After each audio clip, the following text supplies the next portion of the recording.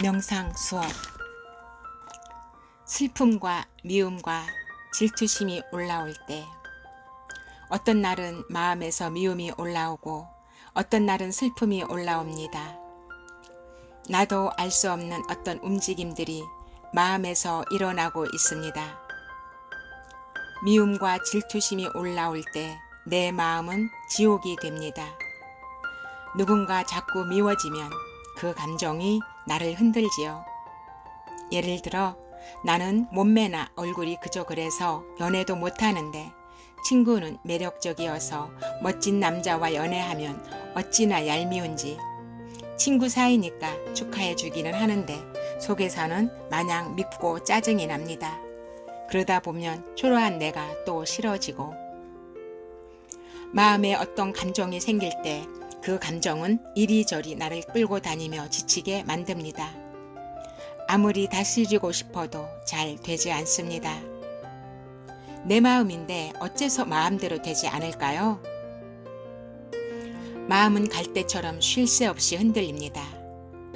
흔들리는 마음에는 긍정의 모습보다 부정이 더 많이 깔려 있습니다. 사랑보다는 미움이, 행복한 느낌보다는 그렇지 않다는 불만이 더 팽배하지요. 그래서 우리는 마음의 세계를 얘기하며 종종 어려움을 겪습니다. 마음에서 일렁이는 감정이나 욕구를 어떻게 봐야 하는지 헷갈리니까요. 어떤 이들은 마음을 비워라, 버려라, 빼라 하고, 어떤 이는 내 안의 현상들을 그대로 인정하라 합니다. 그런데 비우고 버리는 것이 잘 안 되고 그대로 인정하기 역시 쉽지 않습니다. 생각하는 대로 마음을 비우거나 버리거나 뺄 수 있다면 이미 세상은 유토피아가 돼 있을 겁니다. 너나 할 것 없이 비우고 빼서 마음을 능숙하게 다루면 상처 입을 일도 상처 줄 일도 없을 테니까요. 그게 말처럼 쉬운 일이 아닙니다. 일시적으로야 그럴 수 있습니다. 명상을 하며 고요한 상태에 있다 보면 마음이 편해지면서 비워진 느낌이 들기도 하니까요. 몽땅 버리고 빼내어 사라진 것 같지요. 그런데 다시 복잡한 일상으로 돌아오면 어떨까요? 역시나 마음속이 시끄럽고 다스려지지 않습니다. 마음은 단순한 구조로 돼 있지 않습니다. 그렇게 단순하다면 내 마음을 내가 모를 리 없지요. 마음의 세계는 볼 수도 만질 수도 없으며 난해하기가 이루 말할 수 없습니다. 그러다 보니 막연하게 비우고 버리라는 생각을 하게 됩니다. 한데 일상에서 일어나는 잡다한 생각들, 기분, 감정들, 욕구와 욕망을 어떻게 봐야 할까요? 이들이 일어나는 바탕에 무엇이 존재할까요? 이 메커니즘을 배우고 알아야 마음을 다스릴 수 있습니다. 그렇지 않고 막연히 명상해봐야 일시적으로 편할 뿐 획기적인 개선이 없습니다. 잠시 비운 듯 싶다가 도로 채워지고, 버려진 듯 싶다가 여전히 있음을 느끼고, 며칠 내내 뺀다고 노력했는데 가만히 들여다보면 여전히 생각이 떠오르는 것을.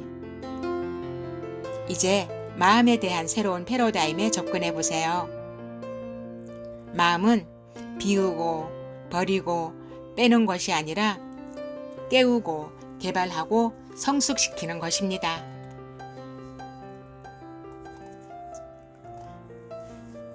사람들은 막연하게 내 마음이 그래 라고 표현합니다. 마음의 영역이 어디까지인지 모른 채 그냥 뭉뚱거려서 마음 운운하지요. 일단 마음에 대한 개념이 모호합니다. 마음이 원하는 대로 혹은 마음이 가는 대로 움직인다고 할 때 그 마음은 어떤 마음인가요? 예를 들어 고가의 명품 핸드백이 마음에 드는데 주머니 사정이 빈약합니다. 이럴 때 핸드백이 마음에 드니 무조건 사야 할까요? 아니면 이성적으로 다시 판단해야 하나요? 우리는 마음대로라는 개념 속에서 많은 걸 헷갈리고 있습니다.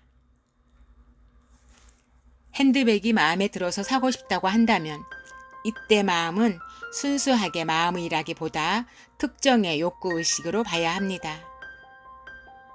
어떤 욕구나 욕망이 일 때 내 마음이 그래 라고 하면 그 다음부터 갈등이 생기면서 헷갈리는 것입니다. 일상에서 수시로 올라오는 생각, 기분, 감정, 욕구, 욕망은 마음과 다른 영역으로 봐야 합니다. 그래서 돈이 없는데 명품 핸드백을 사고 싶은 마음이 든다면 마음이라기보다 욕구나 욕망으로 구분하는 편이 더 명확하지요. 그래도 굳이 마음이라 하자면 광희의 마음으로 볼 수는 있습니다. 친구 사이에 오해가 생겨서 다투고 나면 화가 나고 슬프기도 합니다. 그 친구가 원망스럽고 미워지고, 그런데 다른 한편에서는 꼭 그래야 하나 싶기도 하지요. 이런 경우에 감정적으로 드러난 것은 특정한 어떤 감정의식의 영역으로 봐야 합니다. 깊고 근원적인 진정한 마음은 감정적이거나 욕구 중심의 마음과 다릅니다.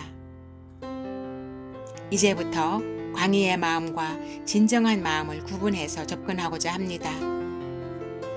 쉴 새 없이 일어나는 생각, 기분, 감정, 욕구, 욕망 등은 광희의 마음으로 보는데 이들을 심층의식, 무의식 영역으로 구분하는 것입니다.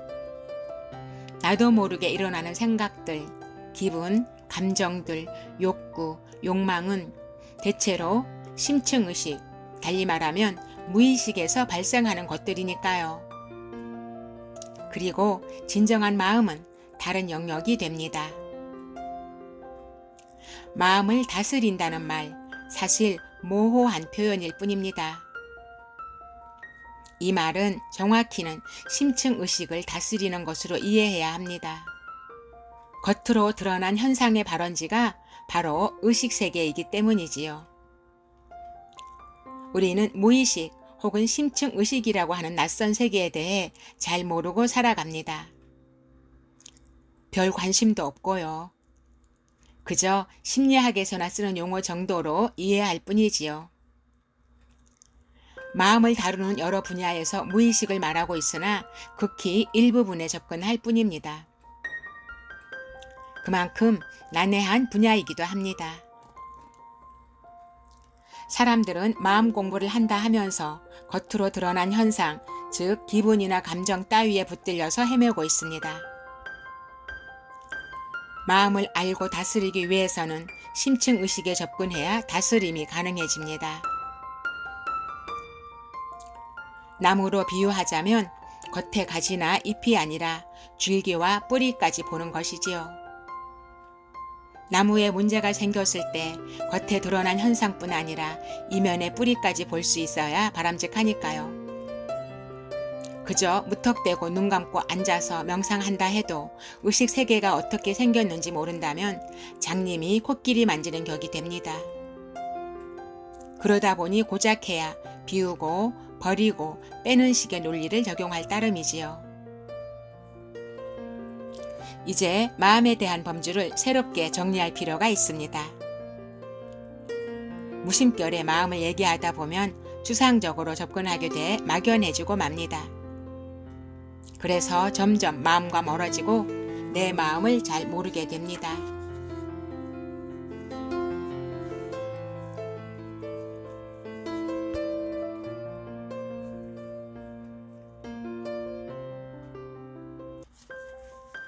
내가 명상을 연구하며 의식세계 메커니즘을 정립하게 된 것은 마음의 바탕이 결국 의식이기 때문입니다.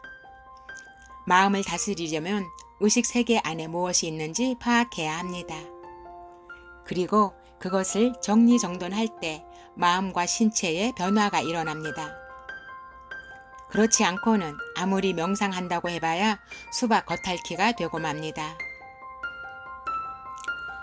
요즘에 여러 채널을 통해 명상을 배우는 사람들이 늘어나고 있습니다.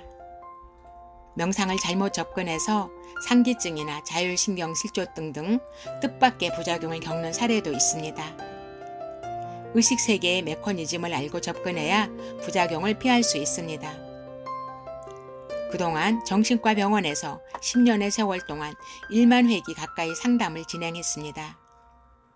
병원에서 명상과 상담 프로그램을 진행하면서 성공적이며 success, 혁신적인 innovation, 마음 경영 매니지먼트, 즉 심마음 경영이 얼마나 중요한지 깨닫게 되었습니다.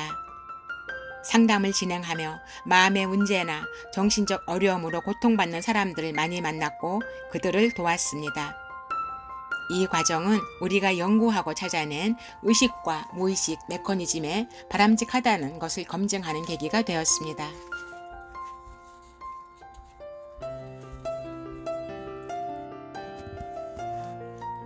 지금까지는 이수 선생님의 이 책을 쓰게 된 동기에 대해서 간략하게 설명드렸습니다.